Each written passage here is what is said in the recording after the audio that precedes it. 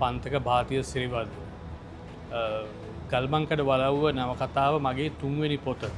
මරණින් මතු ජීවිතය,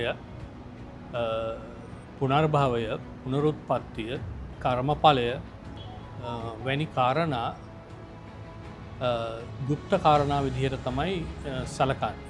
ඒ වගේම මේ කාරණා ගැන සමාජය තුළ පෙළපදියම් වුණු මතිමතාන්තර තියෙනවා. ගල්මංකඩ වලව්ව කතාව ලියන්න දඹුල්ල පැත්තේ පිහිටි මනස්කල්පිත වලව්වක් මම තෝරගත්තේ.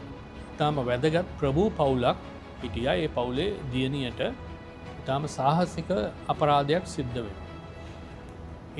ඒ අපරාධයත් එක්කම ඒ පවුලම විනාශ වෙලා යනවා. මුළු ගමම භීතියට පත් වෙනවා. ඉතින් මෙන්න මේ කාරණාත් සංකලනය වෙලා තමයි මගේ කතාවේ ප්ලොට් එක, එහෙම නැත්නම් කතා වස්තුව නිර්මාණය වෙන්නේ.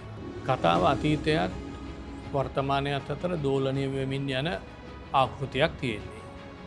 මේ කතාව ඇතුලේ කුතුහලය, ත්‍රාසය, භීතිය ඇති වෙන්න තරම් තියෙනවා.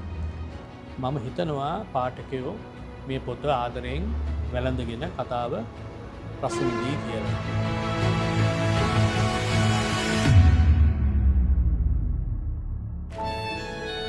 සරසවි පොත්හල ඔබ ඇවිත් ගැවසෙන්න.